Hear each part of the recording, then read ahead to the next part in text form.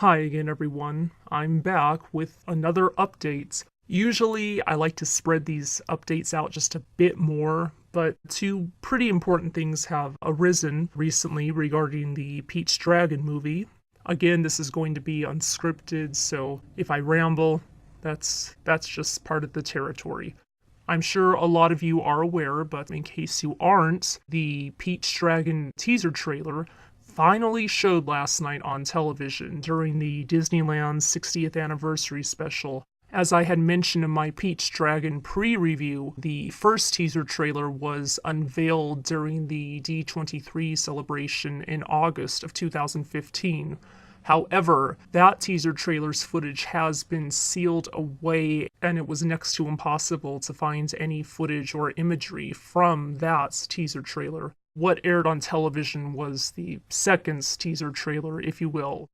So, in my pre-review for Pete's Dragon, I had suggested that the trailer was going to be shown as really deep and thought-provoking and really poignant, and indeed, that was the finished product of that teaser trailer. There were a lot of fast shots and really dramatic theme and a dramatic score. So yes, they are trying to market it as really dramatic. However, Maleficent was also marketed as deep, and, look what happens with the finished products. It did not get a lot of positive feedback.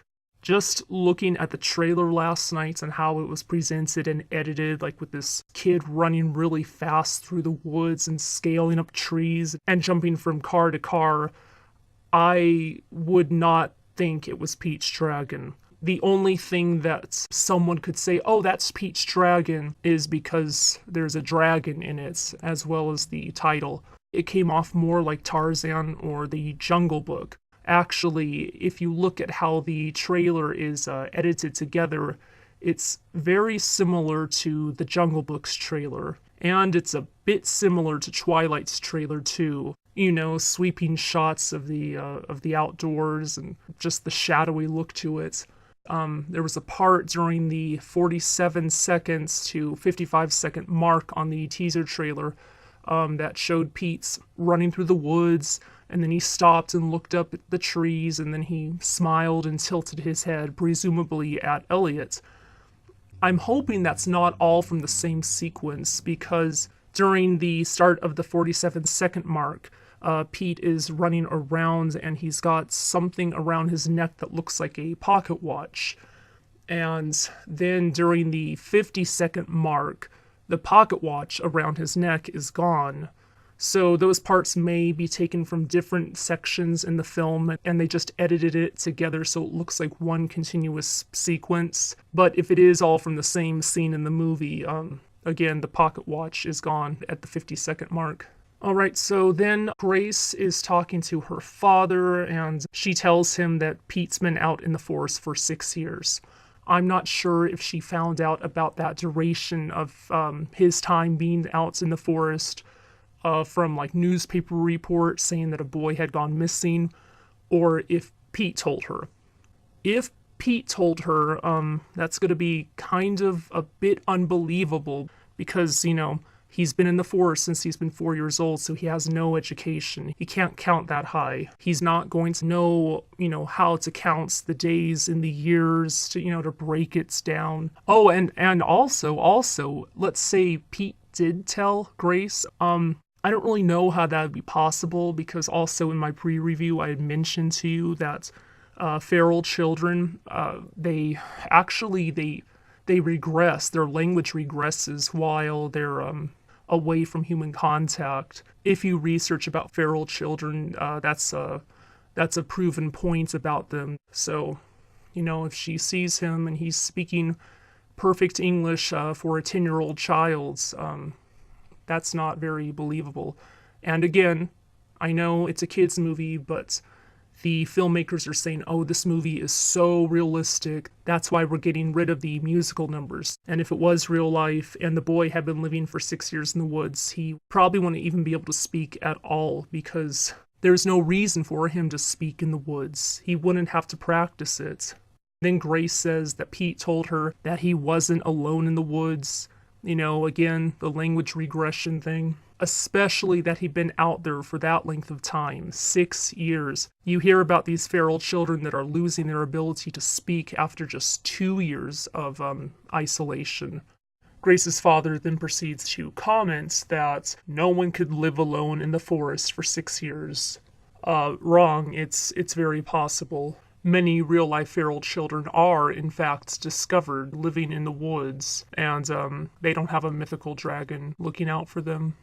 In another scene, you see Pete wearing a hospital gown. Presumably he's escaped from a medical setting, and he's terrified looking at the cars driving quickly on the road.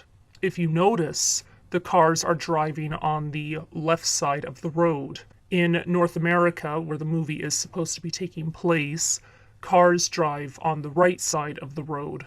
Yes, I do realize that it's filmed down in New Zealand, where they drive on the left side of the road, but when movies have been filmed there and the setting is supposed to be North America, they do have the cars parked and driving on the right side of the road. That means that they filmed the cars on the left side of the road, which again is incorrect for North America.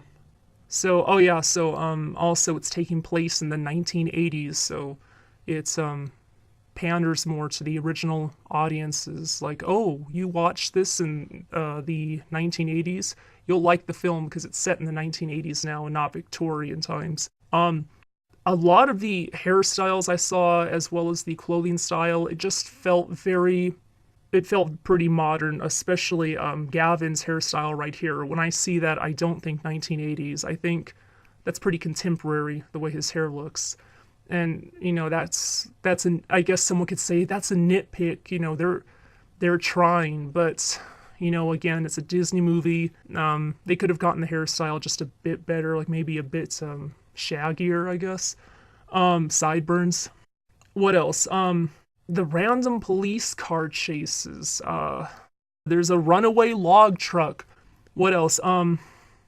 Oh yeah, so there's this segment. It's really fast. The loggers are running from falling trees in the forest. So I'm assuming like Elliot's scaring them away and he's knocking over the trees, which is quite ironic because the loggers are supposed to be bad in this movie. And so here's Elliot tearing down trees to keep these people from tearing down trees. I just kind of chuckled at the irony of it. Oh yeah, and then just, I guess, the icing on top of the cake, in very much the Jungle Book fashion, Pete just runs and jumps off a cliff. Why? What was the logical reason behind it? I mean, even if he knew that Elliot would catch him, why is he testing Elliot's reflexes? Why is he running and taking a leap of faith like that? What is it proving, besides trailer shots? Yeah, so basically, that's all that I saw with the trailer. Cinematography-wise, it's very pretty. It's all shot well, like the angles and the lighting, but basically, there's just a lot of movement, and a lot of it just doesn't make sense. I guess they're saying it's a teaser trailer, so they're just throwing in a lot of like little shots like that. It just seems like, oh look, a lot of like fast movements, car chases, people like this, and it just doesn't feel like it's very cohesive. I mean, what are they trying to push? This is like a high-speed action movie with chases, or is it like a quiet family film where they show Grace and her father discussing this boy who's been living in the woods? Remember, the film is coming out in August of this year. That's only 6 months away, and they're only releasing a second teaser trailer now. I mean, just last night, with so many people watching that Disneyland special, they probably should have shown a full trailer just to inform audiences what this movie's really about. The Cinderella teaser trailer showed 9 months before the movie was in theaters.